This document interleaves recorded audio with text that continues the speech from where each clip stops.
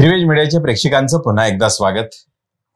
मित्रहो, आज आपण पाहतो आहोत की 2024 मध्ये राजकारण आणि या राजकारणामध्ये आंबेडकरी राजकीय पक्षांचं राजकारण हे आपण सातत्यानं पाहतो। उद्या 27 ऑगस्टला आंबेडकरी विचारांचा पक्ष, देशातला सर्वात मोठा पक्ष म्हणून ज्याचा विचार आपण करतो तो म्हणजे बहुजन समाज पक्ष, बसपा किंवा संक्षिप्त नाव घ्यायचं तर बीएसपी, या पक्षाच्या राष्ट्रीय अध्यक्षाची निवड 27 ऑगस्टला होते आहे।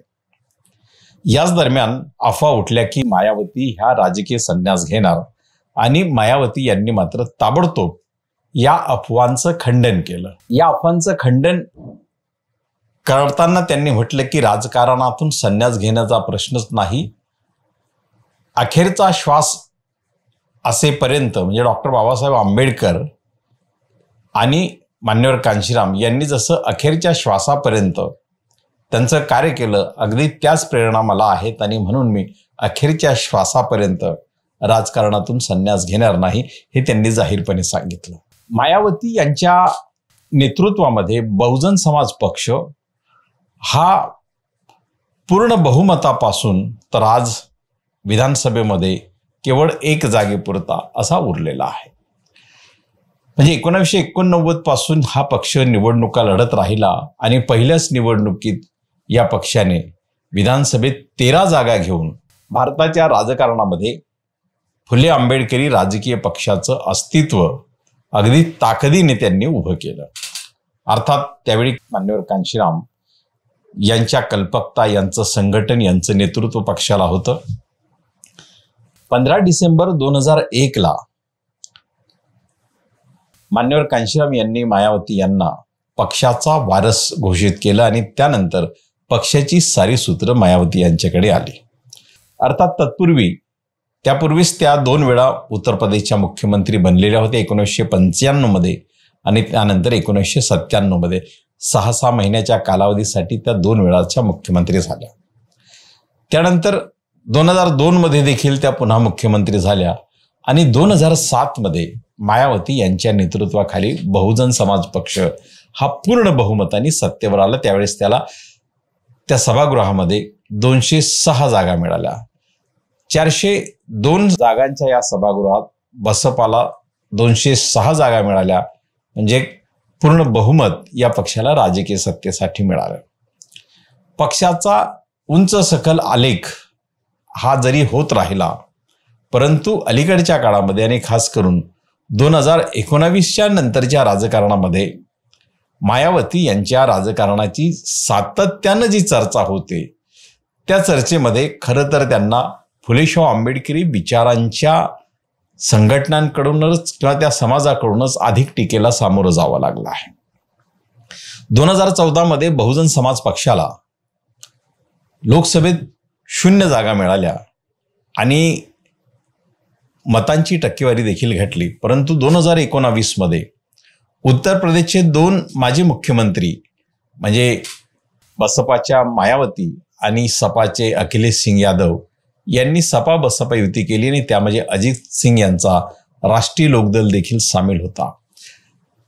2 जागांवर त्यांनी काँग्रेसला पाठिंबा म्हणण्यापेक्षा सोडलेल्या होत्या आणि त्या 2019च्या लोकसभा निवडणुकीमध्ये बहुजन समाज पक्षाला 10 जागा मिळाल्या आणि समाजवादी पक्षाला 5 जागांवर समाधान मानावं लागलं। अर्थात बहुजन समाज पक्ष त्यावेळी 38 जागा लढला होता आणि समाजवादी पक्ष केवळ 37 जागांवर लढला होता। तरीही बसपाला 10 जागा मिळाल्या आणि सपाच्या जागा मात्र निम्म्या, फक्त 5 राहिल्या। याचं आश्चर्य त्यावेळेस व्यक्त केलं गेलं आणि असं मानलं गेलं की समाजवादी पक्षाचं मतदान मोठ्या प्रमाणात बसपाला झालं, परंतु बसपाचं मतदान मात्र सपाला झालं नाही, अशा प्रकारची चर्चा त्यावेळी होती। परंतु असं असतानाही त्यानंतर अवघ्या काही काळातच मायावती यांनी सपा बरोबरची म्हणजे अखिलेश यादव यांच्या बरोबरची युती तोडली। ही युती तोडल्यानंतर सर्वाधिक टीका मायावती यांच्यावर जर का ती झाली असेल तर ती फुलेशाह आंबेडकर विचार मांडणाऱ्या आंबेडकरी समाजातून झाली। कारण सपा बसपा ही युती केवळ राजकीय युती नव्हती, तर त्याला सामाजिक युतीचा आधार होता।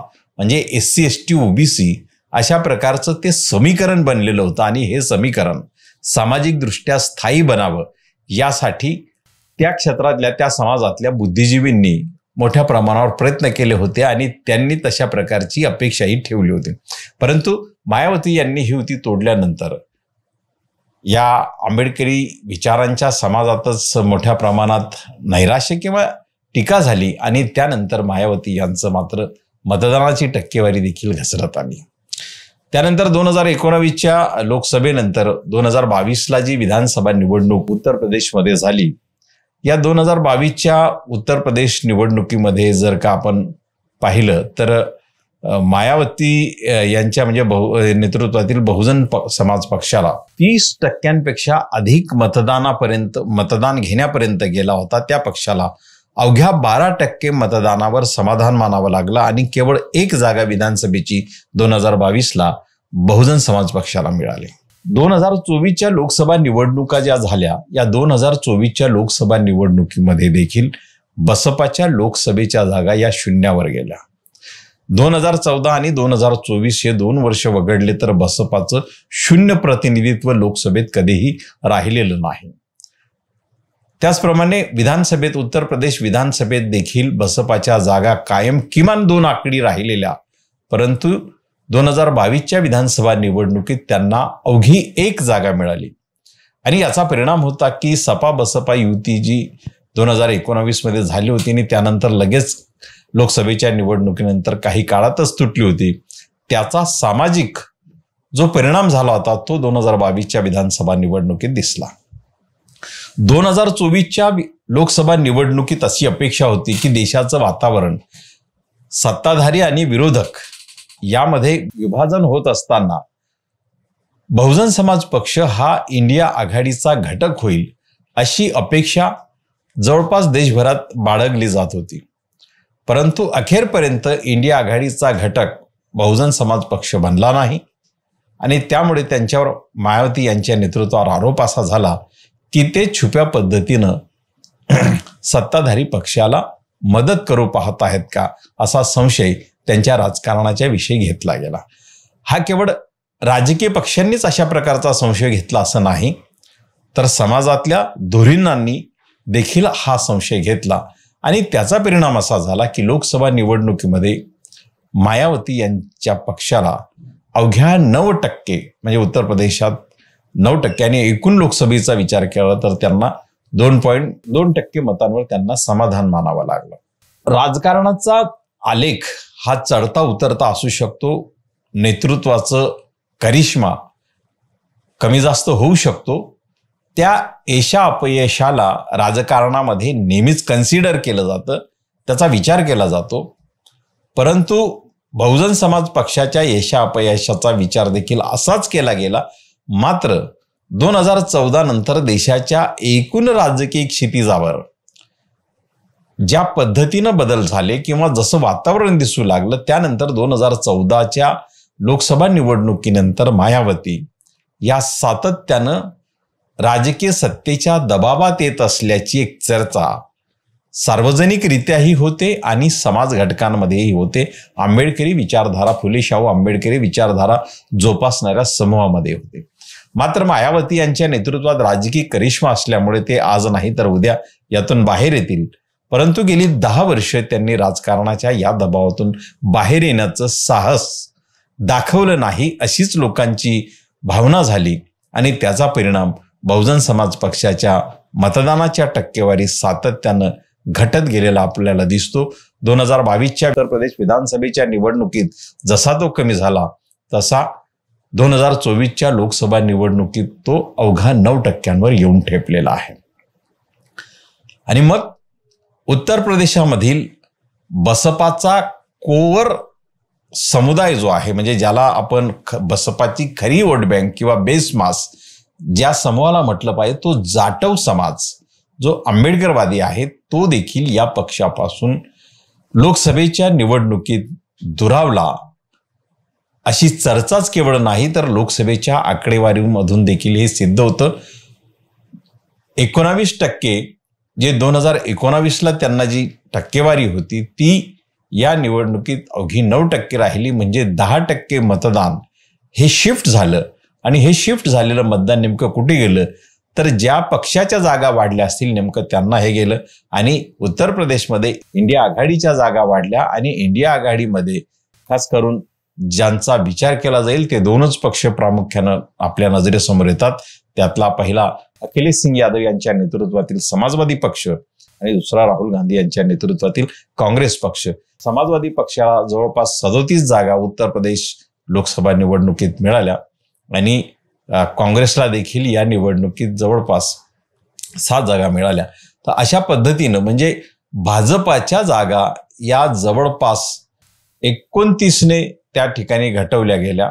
आणि त्यामुळे उत्तर प्रदेश लोकसभा निवडणुकीत मायावती यांचा फॅक्टर हा भाजपाला रोखण्याऐवजी इंडिया आघाडीचं आणि विरोधी पक्षांचं मतदान विभाजन करण्याच्या दृष्टीने त्यांचं राजकारण दिसतं असा एक आरोप होऊन त्यांच्या बाजूचं असणारं मतदान देखील त्यांच्या विरोधात गेलं. आणि हे विरोधात गेलेलं मतदान नेमकं काय सुचवते की बसपा पुन्हा उभारीवर येणार का, हा प्रश्न आता ऐरणीवर आहे. त्यामुळे उद्या 27 ऑगस्टला बहुजन समाज पक्षाची जी अध्यक्षपदाची निवडणूक होते आहे, 2019ला मायावती यांची निवडणूक अध्यक्षपदावर झाली होती. 5 वर्षे त्याला पूर्ण होत आहेत आणि म्हणून उद्या होणाऱ्या या निवडणुकीत मायावती याच पुन्हा अध्यक्ष होतील का, तर शक्यता ही तशीच आहे, मायावती याच पुन्हा अध्यक्ष होतील. परंतु आकाश आनंद ज्यांना मायावती यांनी म्हणजे जसं कांशीरामजी यांनी मायावती यांना 15 डिसेंबर 2001ला त्यांचा राजकीय वारस घोषित केलं होतं आणि त्यानंतर मायावती यांना BSPचा सर्व अधिकार मिळाले होते. त्यानंतर 2023च्या डिसेंबरमध्ये म्हणजे 10 डिसेंबरलाच त्याच परंपरेचं पालन करत मायावती यांनी तोच महिना आणि वर्ष मात्र 2023 त्या दिवशी त्यांनी आकाश आनंद हे त्यांचे पुतणे हे त्यांचे राजकीय वारस असतील अशी घोषणा केली होती. परंतु लोकसभा निवडणूक सुरू असताना नगिना येथील एका सभेमध्ये आकाश आनंद यांनी जे निवडणूक प्रचार सभेत जे भाषण केलं त्यानंतर मायावती यांनी त्यांना अपरिपक्व असं घोषित करून पक्षाच्या त्या जबाबदारीवरून म्हणजे आपला वारस असण्याच्या जबाबदारीवरून हटवलं होतं. परंतु पुन्हा त्यांनी आकाश आनंद यांची त्याच दिशेने निवड केली असली तरी ते उद्या 27 ऑगस्टला होणाऱ्या बसपाच्या राष्ट्रीय अध्यक्षाच्या निवडणुकीत आकाश आनंद यांना अध्यक्ष करतील अशी मात्र शक्यता दिसत नाही. मायावती याच पुन्हा बसपाच्या अध्यक्ष होतील आणि 5 वर्षाच्या या कालावधीमध्ये ते आनंद आकाश यांना राजकीय परिपक्व करण्याचा प्रयत्न करतील हीच जाणकारांमध्ये चर्चा आहे आणि त्याच पद्धतीची निवड उद्या अपेक्षित आहे.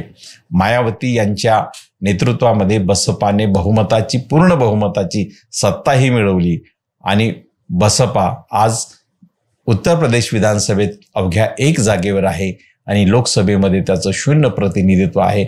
अशा या विपरीत परिस्थितीतून मायावती यांचं धक्कातंत्र देणारं नेतृत्व बसपाला पुन्हा उभारी देईल का हेच येणाऱ्या काळात आपल्याला बघायचं आहे.